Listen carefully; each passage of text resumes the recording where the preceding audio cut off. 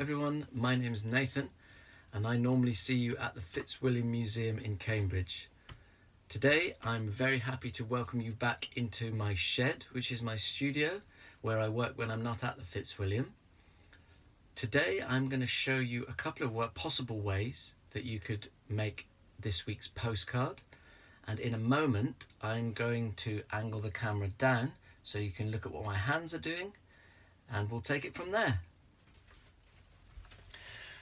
I've angled the camera down now so you can see what's happening, but before I start painting I'm going to put up on the screen two images of two finished postcards, one of a butterfly and one of a bee, and then we'll get started.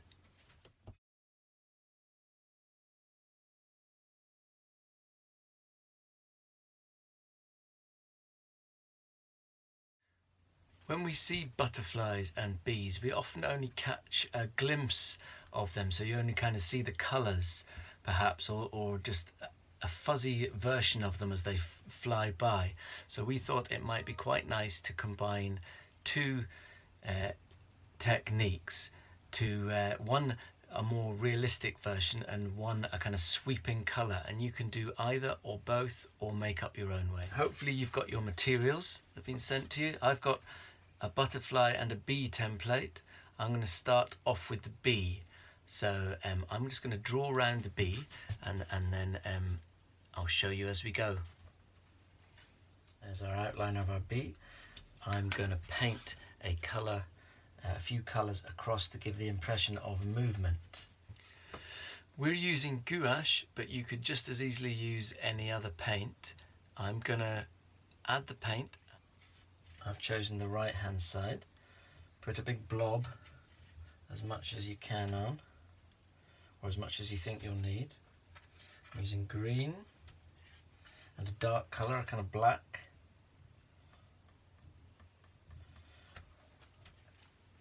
The yellow for the bee, or the orange for the bee. Putting a big blob on there. Let's put a tiny bit of red in there as well. If you don't have a big brush, that's fine. Just use a smaller brush and do it and paint across over and over again. But I'm just going to show you this. So sweep across from right to left.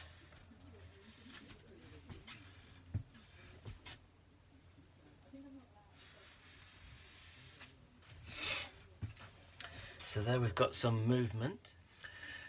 I put enough paint on so that I can do two pieces, and also I've wet my brush so that I can get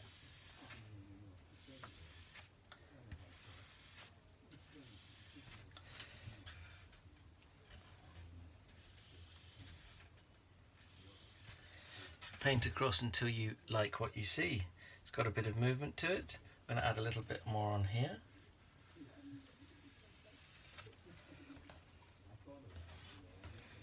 There we are. Let's wait for that to dry. Now my first layer has dried, I'm going to get cracking on with painting in the bee.